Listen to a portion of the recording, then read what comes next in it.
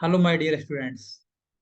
आपने मेरे पिछले वीडियो में देखा कि Lagrange's method of solving the linear partial differential equation of first order P P plus Q Q is equal to R के फॉर्मेट में बहुत सारे क्वेश्चंस किए। हमने ग्रुपिंग की, ग्रुपिंग से भी क्वेश्चंस किए। हमने कुछ क्वेश्चन मल्टीप्लायर मेथड से भी किए हैं। उसी कड़ी में आज हम बात कर रहे हैं कुछ ऐसे क्वेश्चन जिसमें एक साथ दो दो मल्टीप्लायर मेथड का यूज होगा, ग्रुपिंग नहीं होगी, है ना। तो कुछ क्वेश्चंस हैं जो काफी इंपॉर्टेंट है एग्जाम के पॉइंट ऑफ व्यू से, जिसमें हम बात कर रहे हैं पहले क्वेश्चंस की। X into Y square minus Z square into P plus Y into Z square minus x square into Q is equal to Z into x square minus Y square. यहाँ आप देख सकते हो कि ये जो पार्ट है स्मॉल पी का जो कोफिशिएंट है, ये आपका कैपिटल पी है, क्योंकि हमारे पास जो लैग्रांजेस मेथड है of partial differential equation of first order का P P plus Q Q is equal to R का जो फॉर्मेट है हमारा, इस पर पूरे सारे क्वेश्चंस हम लोग अभी कर रहे हैं। ठीक है। तो जो स्मॉल पी का जो कोफिशिएंट है ये कैपिटल पी कहलाएगा, और जो स्मॉल क्यू का जो कोफिशिएंट है वो आपका कैपिटल क्यू कहलाएगा। ठीक है। और ये जो जेड है आपके साथ जो दिखाई दे रहा है राइट हैंड साइड में, ये आपका जो पार्ट है कैपिटल आर है। ठीक है। सो हम यहाँ पर कंपेयर करके लिख सकते हैं कि भाई here capital P is equal to X into Y square minus Z square and capital Q is equal to Y into Z square minus x square and capital R is equal to Z into X square minus Y square. Clear? Now, Lagrange's जो हमारा working rule था उसकी तहत हम लोग काम कर रहे हैं। Lagrange's ऑक्सिलरी इक्वेशन, जैसे P P Q Q is equal to R के फॉर्मेट में आपका क्वेश्चन है, तो आपको बिल्कुल टेंशन नहीं है, फिर तो आप समझ जाओ कि वो लैग्रांजेस मेथड से ही सॉल्व होगा। तो dx अपॉन पी, मेरे ख्याल से अभी तक आपको ये याद हो गया होगा। हमारे पिछले वीडियो लेक्चर 1 2 3 हमने सब में डिस्कस किया है। Q dx upon p is equal to dy upon q is equal to dz upon r। Put the value of p q r, so we get dx upon x into y square minus z square, then dy over of q means y into z square minus x square, then here put the value of r, so then we get dz over of z into x square minus y square। अब जैसे ही आप इस position पे आ जाएंगे तो आपको ये सोचना होगा कि हम ग्रुपिंग से हमारा बेस्ट होगा या मल्टीप्लायर से या बोथ। लेकिन आप जो हमारे फ्रैक्शन है 1 2 3 जिनको हमने नॉमिनेट किया है, 1 2 3 नाम दिया है इनका, आप इसमें देख सकते हैं कि क्या हमारे पास ग्रुपिंग की पॉसिबिलिटी बढ़ रही है। तो ये आप देख पा रहे हैं कि ग्रुपिंग से हमें कुछ भी मिलने वाला नहीं है, क्योंकि इंटीग्रल नहीं होगा। तो अब हम क्या करेंगे, अब हम करेंगे मल्टीप्लायर। अब जैसे कि मल्टीप्लायर में आप देख पा रहे हैं कि क्या मुझे ऐड करके, जैसे मैंने कल बताया कि तीनों की हेल्प से एक ऐसा फ्रैक्शन बनाएंगे, या तो डिनोमिनेटर जीरो बन जाए या इसका डिफरेंशियल ऊपर आ जाए, है ना। तो दो पॉसिबिलिटी ज्यादातर यूज हम लोग करते हैं, क्योंकि आसानी से जीरो हो जाता है, तो आसानी से जीरो का मल्टीप्लाई किसी भी फ्रैक्शन के साथ करेंगे तो मल्टीप्लाई जीरो हो जाएगा, आंसर है ना। तो या डिफरेंशियल ऐसा बनाते हैं कि नीचे का डिफरेंशियल करेंगे तो ऊपर हो जाएगा, तो आसानी से इंटीग्रल हो सकता है, ये अपनी ट्रिक है। लेकिन यहाँ पर या क्या ये देख पा रहे हो क्या कि यहाँ पर ये ग्रुपिंग तो नहीं हो रही है। अब हम बात करते हैं क्या, क्या ये मल्टीप्लायर का यूज हम कैसे करें। जैसे आपको देखने में आ रहा है कि यार नीचे से ना अगर मैं 1/x का मल्टीप्लाई यहाँ कर दूं तो ये कैंसिल हो सकता है, मैं 1/y का मल्टीप्लाई कर दूं तो ये कैंसिल हो सकता है यहाँ, और z का मल्टीप्लाई कर दूंगा तो यहाँ से ये 1/z और z से z कैंसिल हो जाएगा, और सब को मैं अगर ऐड करना चाहूँ वाई स्क्वायर माइनस, ये रफ वर्क चलता है, Z square minus x square, आप देख पा रहे हैं कि ये सारे टर्म्स ना कहीं कट जा रहे हैं, ये सारे टर्म्स कट गए। इसका मतलब क्या हुआ कि जो हमारा एक मल्टीप्लायर हमने ढूंढ लिया कि भाई 1/x का हम मल्टीप्लाई कर दें और ऐड कर दें, है ना, तीनों को, तो आई थिंक हमारे पास जो आंसर है वो मिल जाएगा। ठीक है। तो जो हमारा मल्टीप्लायर अब बन के तैयार हो गया है, हमने चेक करते हैं रफ पर, ताकि हमें आसानी से वो चीजें मिल जाए। तो मैं अब नेक्स्ट क्या लिखने वाला हूँ, मल्टीप्लायर, ये आपको सारी चीजें लिखनी पड़ेंगी। Multipliers 1/x comma 1/y comma 1/z। इसका मतलब 1/x का पहले मल्टीप्लाई होगा, फिर सेकेंड 1/y का होगा, और तीनों को आपस में जोड़ा जाएगा, है ना, वी गेट। तो फाइनली 1/x का मल्टीप्लाई तो आपको ऊपर भी करना होगा। ये हमारा फोर्थ नंबर का फ्रैक्शन अब बन के तैयार होने वाला है ना। तो हम उन तीनों की हेल्प से बना सकते हैं एक चौथा फ्रैक्शन फोर्थ नंबर का, है ना। अब 1/x तो आपको नीचे भी मल्टीप्लाई करना पड़ेगा, 1/x into Y square minus Z square, जैसे भी हमने रख पर चेक किया था। 1 into z in y into Z square minus x square, plus 1/z into z into x square minus Y square. कुछ टर्म कैंसिल हो जाएंगी, अब एक्स से एक्स कैंसिल हो गया, वाई से वाई। तो आपको खुद ट्राई करना है मल्टीप्लायर के क्वेश्चन में, इसलिए बार बार अपने यूट्यूब चैनल के थ्रू आपको बताना चाह रहा हूँ कि मल्टीप्लायर में थोड़े से अलग अलग सोचने की शक्ति होती है, कि आपको खुद सोचना पड़ता है कि भाई इसमें हम कौन सा मल्टीप्लायर लगाएं ताकि हम आसानी से फ्रैक्शन को कर सकें। क्लियर। तो यहाँ पर आप देख सकते हो ये 1/x इंटू डी एक्स। मेरा शुरू से ये रहा है कि स्टूडेंट को ज्यादा से ज्यादा क्वेश्चंस में दे पाऊं, ताकि उसकी हेल्प से क्या करते हैं स्टूडेंट को आसानी समझ में आता है कि सर ने ऐसा ऐसा मल्टीप्लायर बताया था। So y square minus Z square यहाँ से बचेगा, यहाँ से z square minus x square बचेगा, और यहाँ से x square minus Y square. Then again we check कि y square will be cancel, x square will be cancel, z square will be cancel.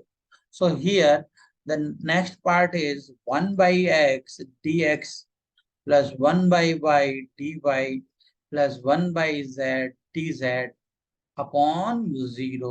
मैंने कल भी बताया था कि अपॉन 0 मतलब ये मत समझ लेना आप लोग कि ये इनफाइनाइट है, नो, ये भी फ्रैक्शन उन तीनों फ्रैक्शन के बराबर होगा, है ना। अब इस एक नया फ्रैक्शन तैयार हो गया।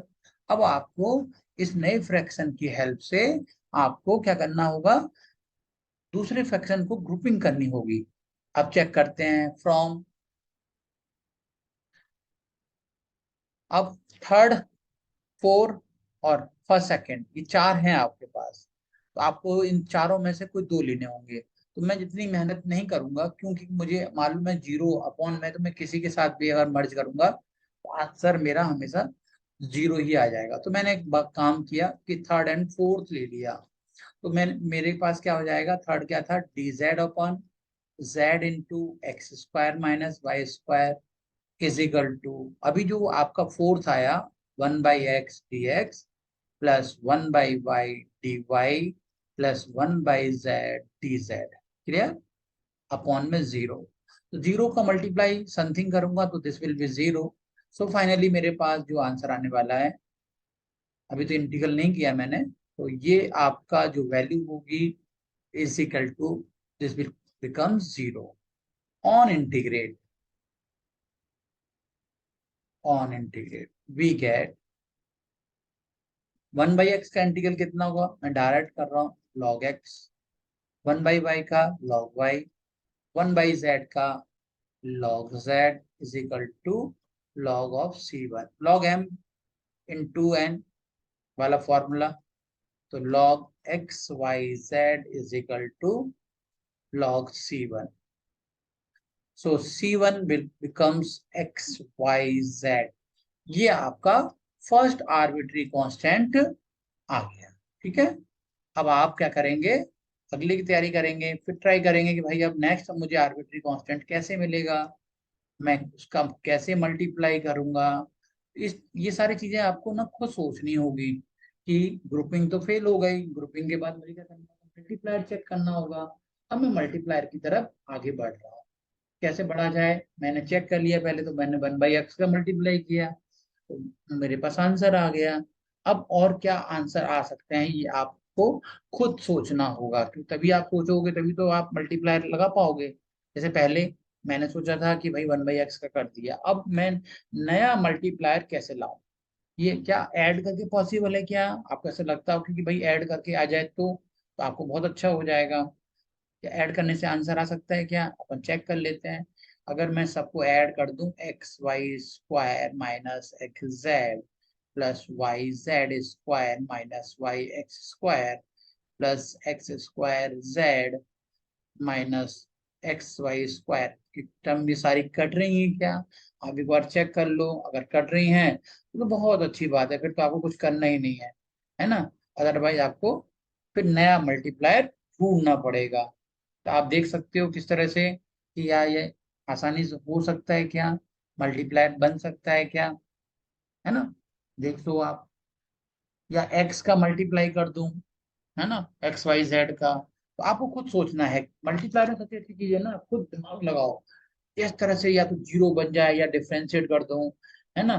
तो ऐसे करके आप आसानी से वैल्यू को निकाल सकते हो, है ना? तो अब आप सोचो, थोड़ा सा दिमाग लगाओ कि किस तरह से, क्योंकि मैं तो आपको डायरेक्टली ना आपके ऊपर प्रेशर इसलिए डालता हूँ कि आप दिमाग में लगा पाओगे।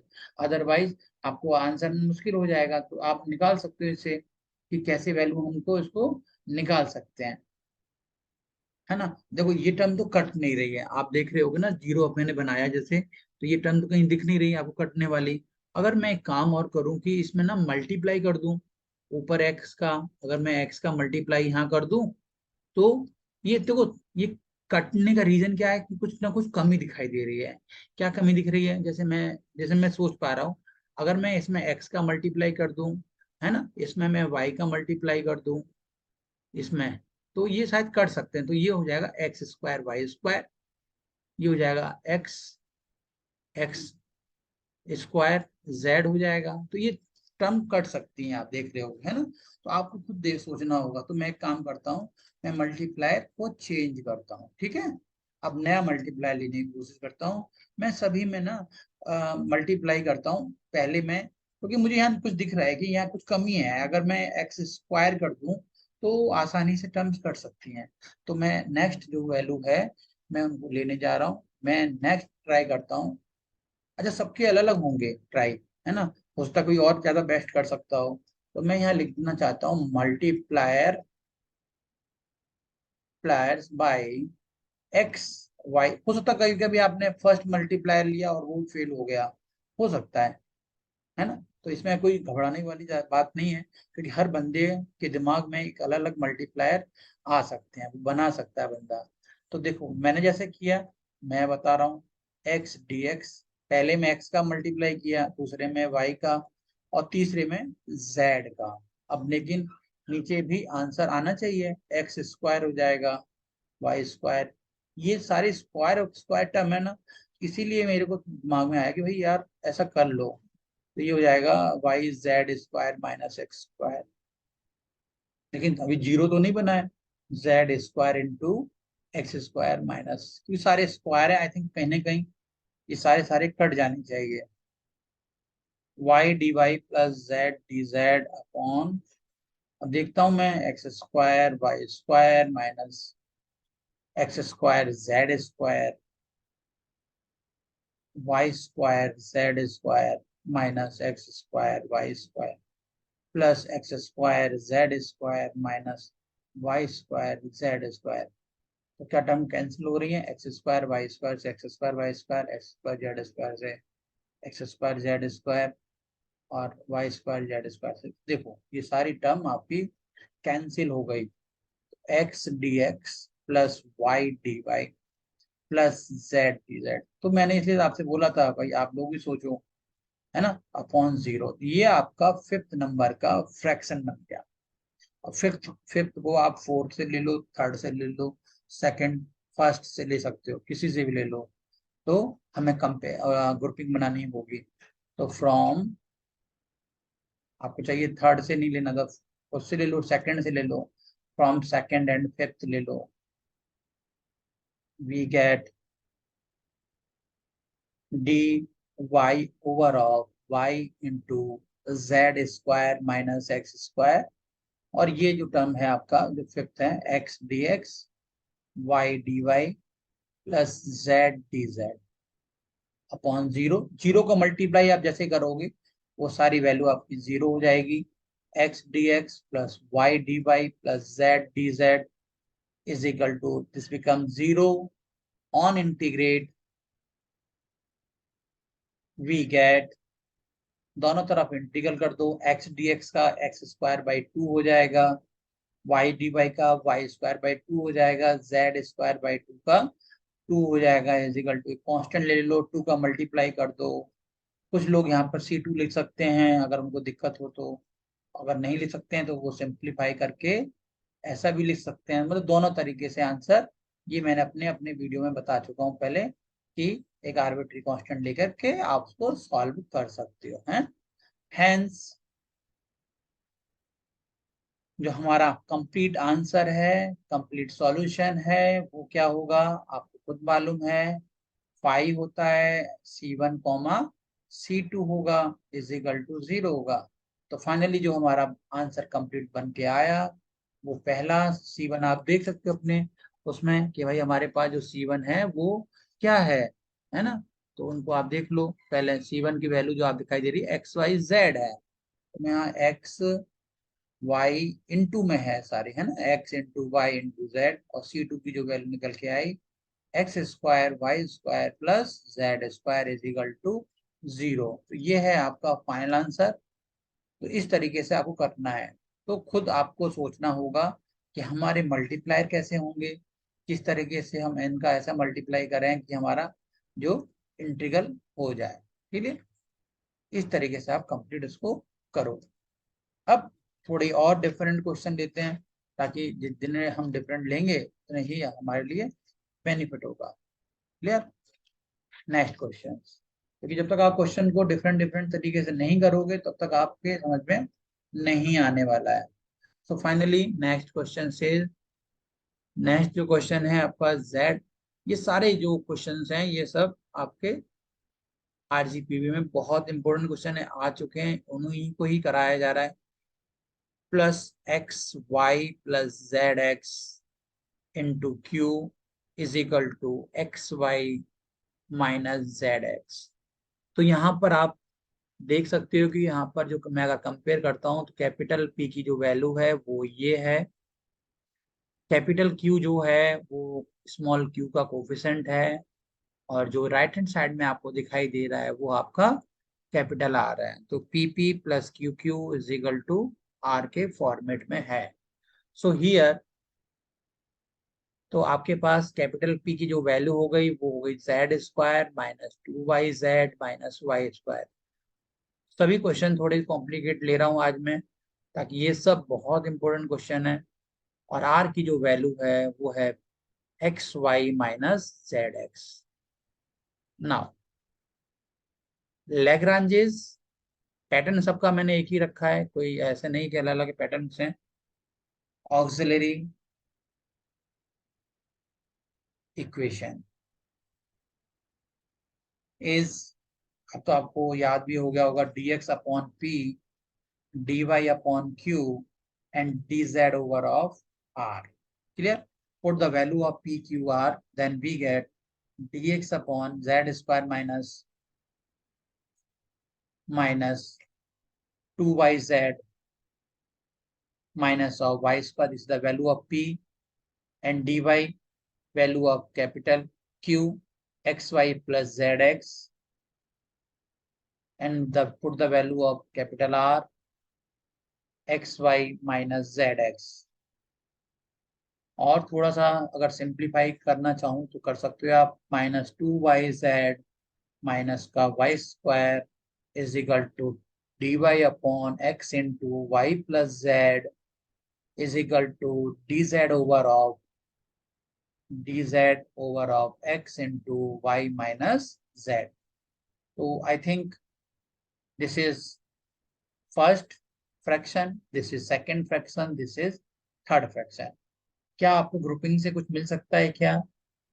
ट्राई कर सकते हो। फर्स्ट टू तो कुछ समझ में नहीं आ रहा है, सेकंड थर्ड से देख ट्राई कर लें। फ्रॉम सेकंड एंड थर्ड, सबसे पहला अटैक जो करते हैं हम ग्रुपिंग पे ही करते हैं, है ना, ताकि कुछ मिल जाए। ऐसा लगता है कि हाँ भाई चलो एक तो क्वेश्चन आ ही गया। तो from second and third, dy upon x into Y plus z is equal to dz over of x into y minus z। तो x विल बी कैंसिल। तो देखो कितनी प्यार से जो काटने की चीजें हैं वो कितने आसानी से कट गए। ठीक है, अब मल्टीप्लाई हम करते हैं थोड़ा सा। y minus z into d y is equal to y plus z into d z. ठीक है,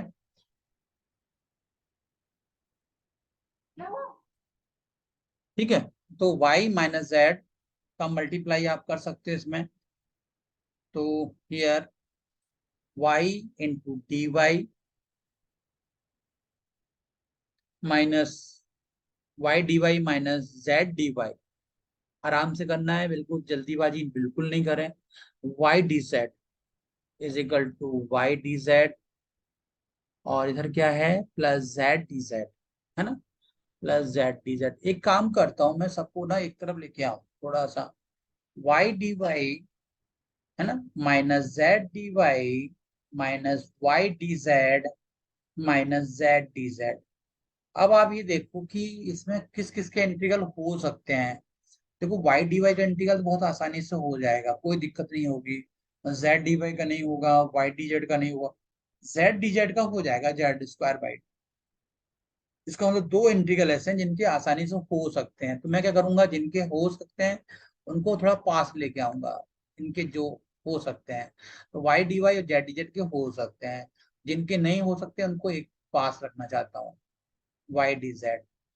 इसमें से कुछ कॉमन भी आ सकता है, y D y minus z D z minus common लूंगा तो मैं z d Y plus Y d z आएगा।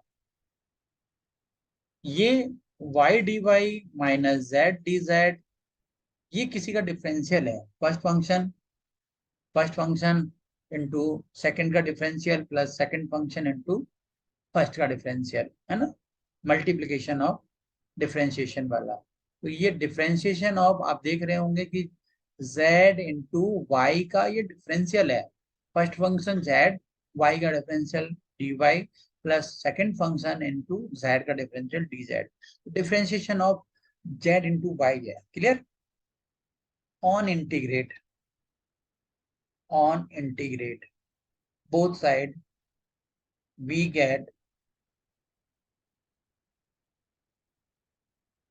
हाँ, वाई डी वाई का इंटीग्रल आपको मालूम है वाई स्क्वायर बाई टू होगा, जेड डी जेड का होगा z square by two minus z d Y का इंटीग्रल करेंगे। आपको पता ही कि भाई जो डिफरेंशियल है वो इंटीग्रल का रेसिप्रोकल होता है। तो जब हम इंटीग्रल करेंगे तो डिफरेंशिएशन हट जाएगा।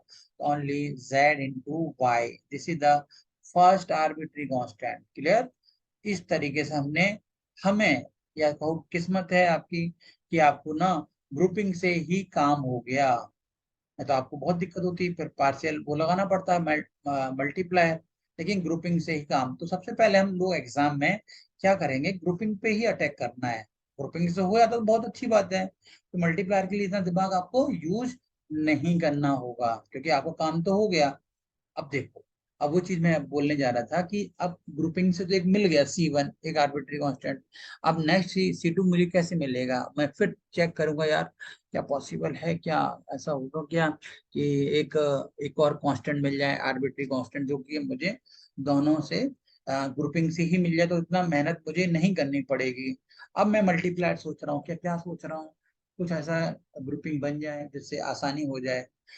सबको मैं अगर ऐड कर दूं तो क्या हो पॉसिबल हो सकता है कि x z square minus two y z minus Y square, इधर से एक्स वाई है, मल्टीप्लाई करूंगा तो एक्स वाई प्लस स्क्वायर वाले टर्म तो आ ही नहीं रहे हैं।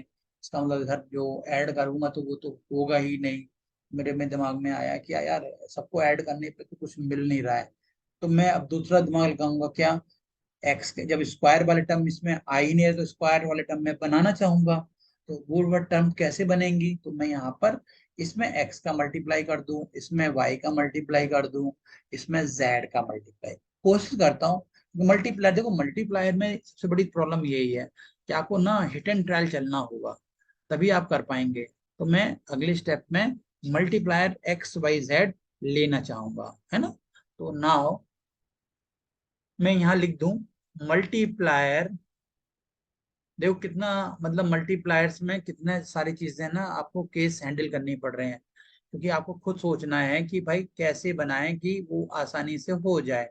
तो मैंने ये दिमाग लगाया कि मल्टीप्लायर एक्स वाई जेड लगा दूं, तो एक बार ट्राई कर सकता हूँ मैं। तो मैंने ट्राई करने की कोशिश की, तो x D x plus Y D y. अच्छा, मल्टीप्लाई जब भी लगाएंगे तो फर्स्ट सेकंड थर्ड में ही लगाना है, ऐसे नहीं फोर्थ जो बनाया उसकी हेल्प नहीं। Plus Z D Z.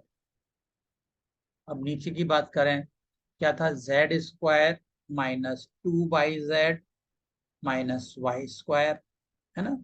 Second में मैंने y का मल्टीप्लाई किया तो x Y plus Z x था, और थर्ड वाले में मैंने z का मल्टीप्लाई किया तो x Y minus Z x है। क्लियर। अब थोड़ी सी मेहनत आपको भी करनी है, मुझे भी करनी है आपके साथ साथ, तो अपन लोग करते हैं मिल करके। X z square minus 2 XYZ minus x Y square plus x Y square plus x y z plus x y z, है ना, माइनस का एक्स जेड स्क्वायर। अब देखते हैं भाई, देखो एक्स जेड स्क्वायर कहीं है क्या, ये देखो एक्स जेड स्क्वायर एक ये रहा और एक ये रहा, कट गए तो आपस में। एक एक्स वाई स्क्वायर ये रहा और माइनस का एक एक्स वाई स्क्वायर ये कैंसिल हो गया। 1 XYZ 1 XYZ 2 XYZ होगा, तो माइनस का 2 XYZ कैंसिल हो गया, इसका मतलब डिनोमिनेटर हमारा जीरो बन गया। तो ये तो अपने लिए बहुत अच्छी बात हो गई। X D x plus Y D Y plus Z D Z upon zero. This is the कौन से नंबर का फ्रैक्शन हुआ हमारा ये, फर्स्ट सेकंड थर्ड। फोर्थ तो हमारा बनाया ही नहीं हमने, तो फोर्थ नंबर का ये फ्रैक्शन आपका हो जाएगा। क्लियर, क्योंकि फर्स्ट टू सेकंड थर्ड तो अपने पास थे, बाकी अपना ये नया फ्रैक्शन जो बन के आया वो फर्स्ट सेकंड थर्ड के बाद आएगा आपका फोर्थ। देखो ठीक है, फर्स्ट सेकंड थर्ड और ये हमारा फोर्थ।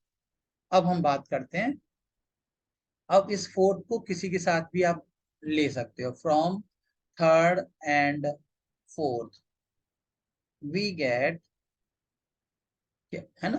तो हमारे पास थर्ड जो था वो था t z over of x Y minus Z x, ठीक, is equal to x D x plus Y D Y plus Z D Z upon zero. एक बार चेक कर लेते हैं कहीं ऐसा ना गलत हो भाई, पीछे जा करके थर्ड पे चले जाते हैं और यहाँ पर x Y minus Z x यही लिया है ना मैंने, एक्स वाई माइनस जेड, बिल्कुल सही। जीरो का मल्टीप्लाई करूंगा तो क्या आ जाएगा, जीरो आ जाएगा। X D x plus Y D Y plus Z D Z is equal to zero. On integrate, on integrate both side, ये सब लिखना है आपको एग्जाम में, ठीक है। We get x D x का इंटीग्रल हो जाएगा x square by two plus y square by two plus z square by two, एक कांस्टेंट हो गया, या C2 ले सकते हो, कोई दिक्कत नहीं। और x square plus y square plus z square is equal to, एक आर्बिट्री कांस्टेंट मैंने चूज कर लिया जिसका नाम मैंने C2 दे दिया, ठीक है। दिस इज द न्यू, या कह सकते हैं हम सेकेंड आर्बिट्री कांस्टेंट। और जो हमारा कंप्लीट सॉल्यूशन है वो क्या हो जाएगा, हेंस कंप्लीट, या रिक्वायर्ड वर्ड लिख सकते हो, बहुत अच्छा है, required complete solution, complete solution. तो मेरा शुरू से टारगेट रहता है कि भाई कि जो क्वेश्चंस हो सबसे अच्छे हो और समझ में आए, नंबर ऑफ क्वेश्चन ज्यादा हो कोई दिक्कत नहीं है। सो हेंस 5C1 की वैल्यू आप पीछे से देखिए क्या आ रही थी, ये आपकी आ रही थी y square by two minus Z square by two, तो ये थी y square by two minus Z square by two, है ना, देखना पड़ेगा, माइनस जेड वाई माइनस का z y is equal to second constant आपका x square plus y square plus z square, ये है आपका फाइनल आंसर। अगर किसी को टू एलसीएम भी लेना है ना तो वो आंसर लिख सकता है, y square minus Z square minus 2ZY करके भी वो आंसर लिख सकता है, तो उसका भी आंसर वो गलत नहीं माना जाएगा। ध्यान रखना है कि उसका भी आंसर ठीक है। ऐसा नहीं कि हम उसके आंसर को गलत बोलते हैं ना, वो 2 एलसीएम लेके कर सकता है ना। ये चीज ध्यान रखनी है आपको कि उसका भी आंसर ठीक है। This is the answer. Clear. बहुत सारे क्वेश्चन, अच्छे अच्छे क्वेश्चन जो बिल्कुल आरजीबी में आए हैं, जिनसे आप एग्जाम में वहां पर करने में फंस सकते हो, ऐसे ही क्वेश्चन को मैंने आज लिया है। चाहता तो छोड़ देता, लेकिन नहीं, वो सारे क्वेश्चंस जो मैं आज करा रहा हूँ बहुत इंपॉर्टेंट है आरजीबी के पॉइंट ऑफ व्यू से, तो आप जरूर पढ़ के जाएं, है ना। नेक्स्ट क्वेश्चन पे हम लेते हैं। ये भी बहुत इंपॉर्टेंट क्वेश्चन है। ये ऐसा क्वेश्चन हमने लिया है जिसपे यूनिक मल्टीप्लायर का यूज होगा, मतलब जो कि कहीं अभी तक हमने यूज नहीं किया होगा। क्लियर। तो बहुत इंपॉर्टेंट है, कम से कम एंड 8 to 9 टाइम्स आरजीबी में ये आ चुका है अब तक। तो x square minus y z, आपको ये दिखाई दे जाएगा खुद ही कि कितना यूनिट क्वेश्चन इंपॉर्टेंट है, यूनिक भी है। Plus y square minus Z x into P is equal to z square into Z square minus x y. ठीक है। तो सबसे पहले स्टार्ट करते हैं हम लोग। कैसे करते हैं ये आप ध्यान से देखिए इसको कि ये क्या P P plus Q Q is equal to R के फॉर्मेट में क्वेश्चन दिखाई दे रहा है आपका। आप बोलेंगे बिल्कुल सही सर, ये तो ये सर ये पी है, आप ऐसा ही बोलोगे मुझे। ये सर बोलोगे सर ये तो क्यू है, कैपिटल क्यू है क्योंकि स्मॉल क्यू का। और ये देखिए सर आर है, तो यहाँ तो है, इसका मतलब लैग्रांज से हम कर सकते हैं। बिल्कुल सही बोला आपने, वैसा ही हम लोग करने वाले हैं यहाँ पर। तो here capital P is equal to x square minus y z, capital Q is equal to y square minus zx, and capital R is equal to z square minus xy. Now Lagrange's सभी important question है, बार बार repeat कर रहा हूँ, बहुत important question है, आपको इनको पढ़ के जाना होगा एक बार। ऑक्सिलरी इक्वेशन, ठीक है।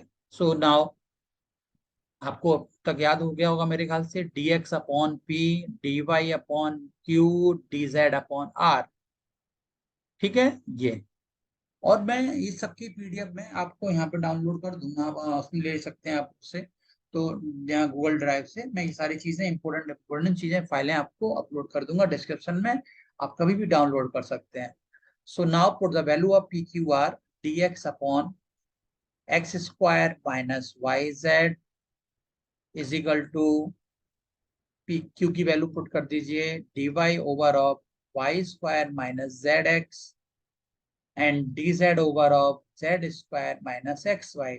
So now nomination is the first, second and third fractions, है ना।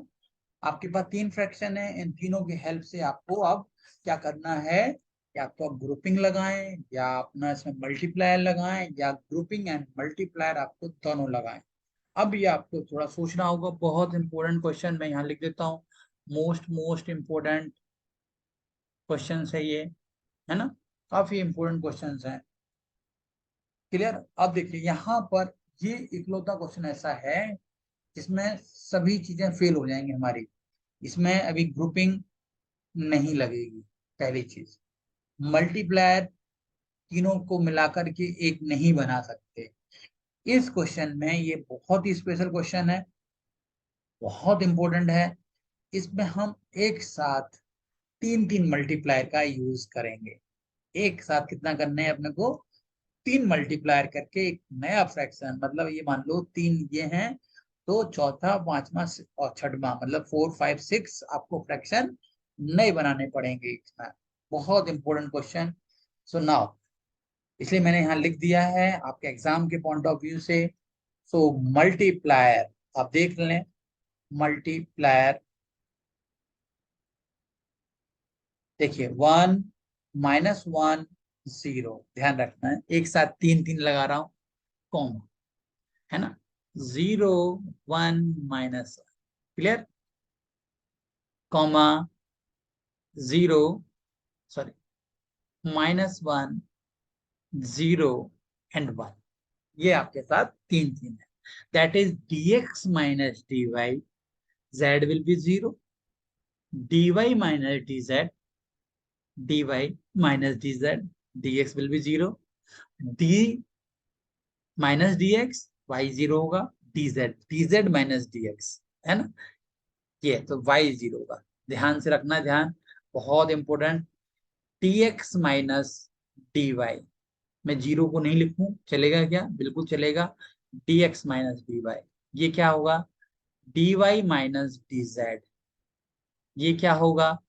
dz माइनस dx, ऐसे। क्योंकि देखो, क्योंकि आप बोलोगे सर आपको तो याद है, नहीं, ये आपको खुद सोचना होगा। आप अपने तरीके से भी लगता है कि सर मैं सोच सकता हूँ, तो आप उसको करो। आप मल्टीप्लाई से ढूंढो कि वो आसानी से सॉल्व हो जाए। लेकिन मैंने पहले बताया बहुत ही यूनिक क्वेश्चन है। अब फर्स्ट से सेकंड वाले को सब्ट्रैक्ट करना है आपको।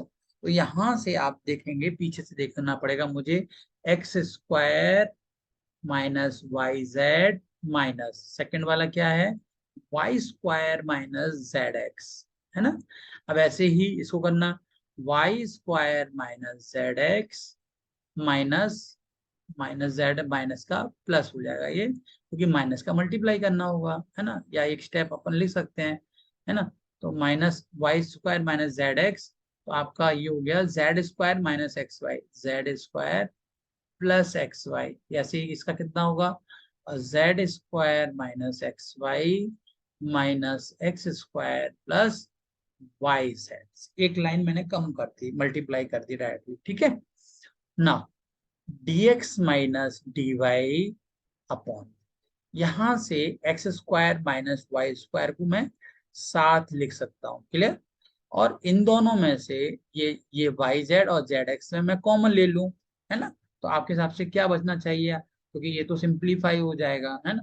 तो यहां से plus Z x minus y z, अगले स्टेप में अपन देख लेंगे, ठीक है। इनको अपन पास पास रख लें। D y minus d z, यहां से भी अपन पास पास रख लें, कि एक स्टेप बढ़ जाएगा तो कोई दिक्कत नहीं है ना। Plus x Y minus Z x, अगले स्टेप पे अपन कॉमन ले लेंगे, देखते हैं, है ना। क्योंकि पहले क्वेश्चन समझो, d z minus d x, z square minus x square plus Y z minus x y, clear. बहुत इंपॉर्टेंट क्वेश्चन है। अगर आपको बिल्कुल मेरे समझने की चीजें सब अच्छी लग रही हैं तो अपने दोस्तों में जरूर बताएं, सब्सक्राइब करिए। जितने आप सब्सक्राइब करते हो तो मुझे भी खुशी होती है, भाई मेरा यूट्यूब चैनल अब आगे की बढ़ रहा है। और आज जो भी पहुंचा हूं मैं, ये जितने भी सब्सक्राइब हुए हैं सब स्टूडेंट की वजह से हैं।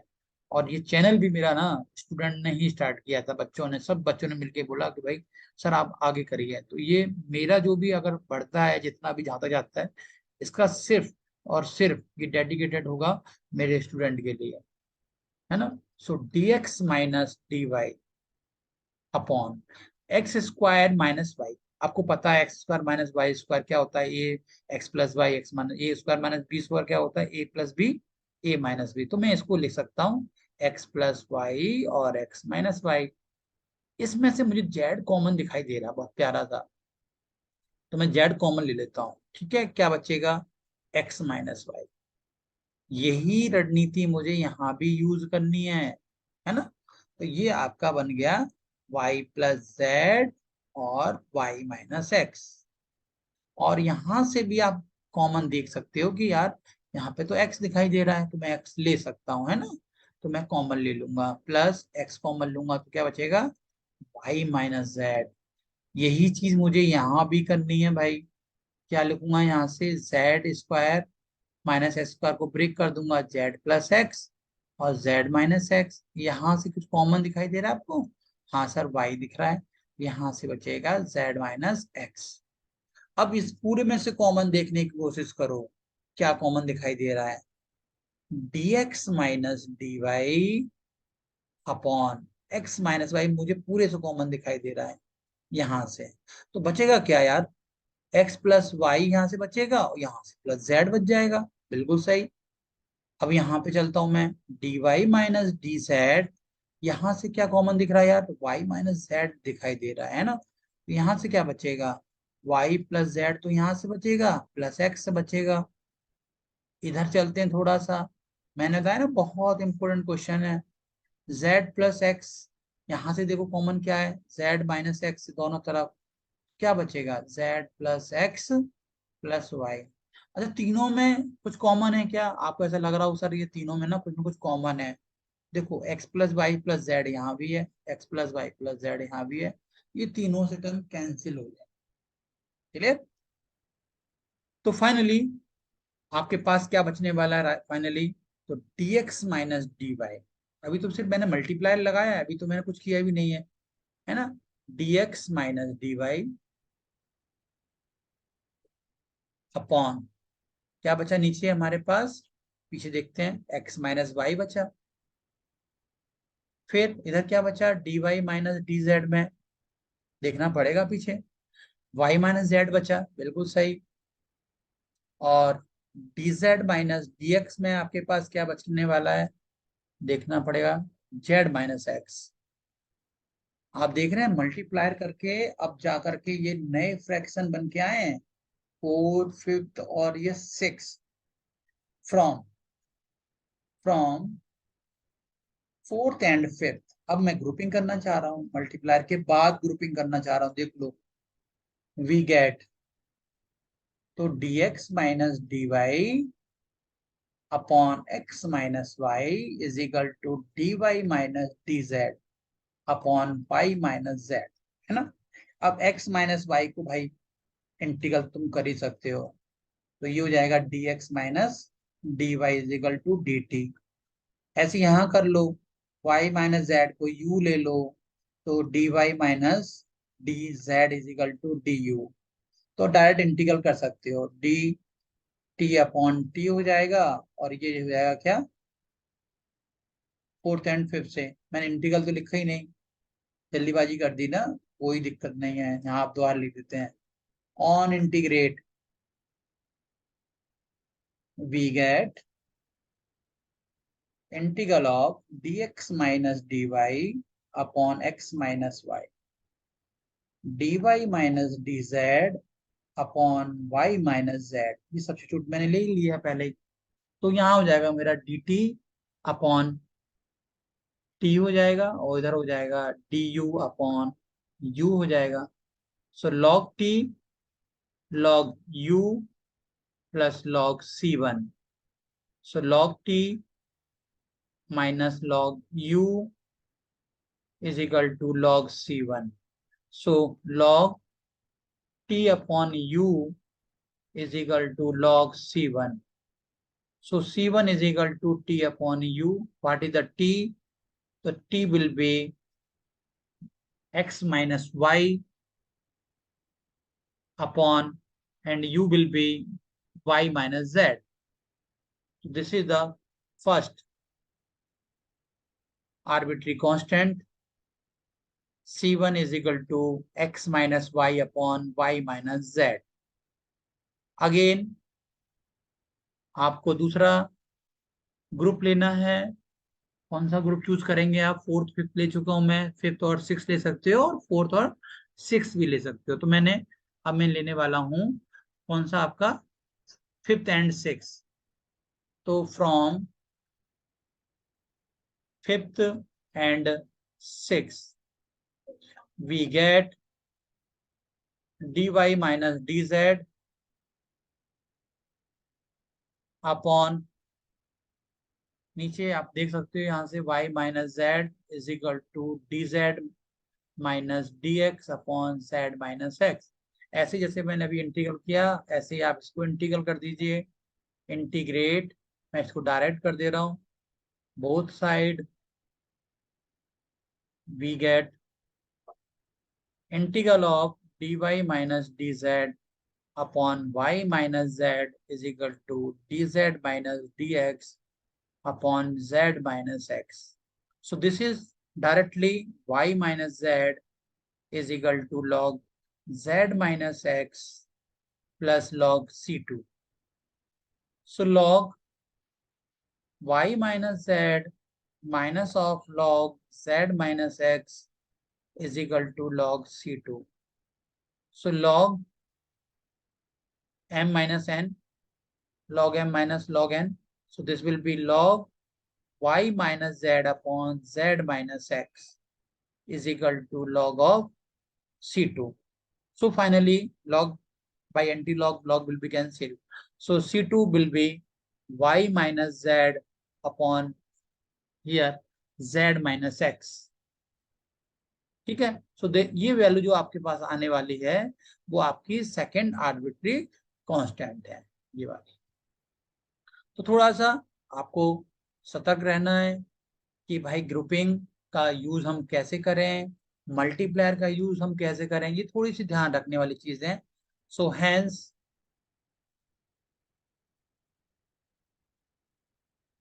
required complete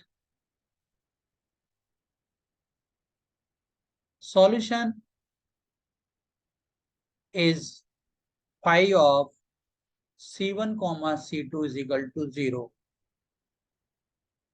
So phi, what is the C1? Then we can see x minus y upon y minus z, x minus y upon y minus z. And what is the C2? Here we can easily see that y minus z upon z minus x. तो आप आसानी से इसको कर सकते हो। तो ये कंप्लीट सॉल्यूशन है आपका। जैसा कि आपने अपने हमारे जितने भी वीडियो देखे तो उसमें आपने सब में ये ध्यान दिया होगा कि किस तरीके से हमने ग्रुपिंग का यूज करके, हमने मल्टीप्लायर का यूज करके और साथ में ग्रुपिंग और मल्टीप्लायर का यूज करके हमने अपने आंसर को निकाला। अगर इस क्वेश्चन में अगर आप कोई बंदा अगर फोर्थ और सिक्स लेता तो कोई दिक्कत नहीं है, वहां पे उसका आंसर एक्स माइनस जेड आ जाता, कोई दिक्कत नहीं है ना। तो आप बिल्कुल मत घबराइए, आराम से क्वेश्चन को करिए। तो इसलिए first fourth fifth fifth six ले सकते हो। तो अभी तक आपने जितना भी देखा ये आपको हेल्प करेगा एग्जाम के पॉइंट ऑफ व्यू से भी। और ये सबसे चीज है कि आपको खुद सोचना होगा कि लैग्रांजेस मेथड में कब ग्रुपिंग और कब मल्टीप्लायर का यूज करें। हमारे जितने वीडियो हैं पार्शियल डिफरेंशियल इक्वेशन से रिलेटेड, जिसमें हमने फॉर्मुलेशन बताया आपको, हमने आपको ये फॉर्मुलेशन को सॉल्व करने के लिए आर्बिट्री फंक्शन आर्बिट्री कांस्टेंट का यूज करके फॉर्मुलेट किया कि भाई कैसे डिफरेंशियल इक्वेशन बना सकते हैं। जब हमने डिफरेंशियल इक्वेशन बना ली पार्शियल, हमने देखा कि उसके सॉल्व करने के तरीके क्या है। तो जैसा पहला वाला जो मेथड था हमारा ये खत्म हुआ है, ये था Lagrange's method for solving of linear partial differential equation of first order PP plus QQ is equal to R। तो आपको एग्जाम में अब देखना है कि भाई क्या PP plus QQ is equal to R का फॉर्मेट है क्या ये, तो देन Lagrange's। अगर इस फॉर्मेट में नहीं है then non linear partial differential equation, जो कि हमारे अगले वीडियो में आने वाला है, इसमें 4 स्टैंडर्ड फॉर्म है। अगर आपको ये नहीं समझ में आया, मतलब ये नहीं दिखाई दे रहा है कि भाई ये PP plus QQ R equal to R के फॉर्मेट में नहीं है, तो आपको ये ध्यान रखना होगा कि सर ने तो बताया था कि PP plus QQ equal to R के फॉर्मेट में तो लैग्रांज यूज करेंगे, अगर नहीं है तो 4 स्टैंडर्ड फॉर्म आगे आने वाले हैं, है ना। तो अगर आपको ये वीडियो अच्छा लगे अपने दोस्तों में जरूर बताएं। तो जब तक आप अपने दोस्तों में नहीं बताएंगे, लोग उसको देखेंगे सुनेंगे और आगे बढ़ाएंगे। शेयर करना बिल्कुल ना भूलें। So thank you so much.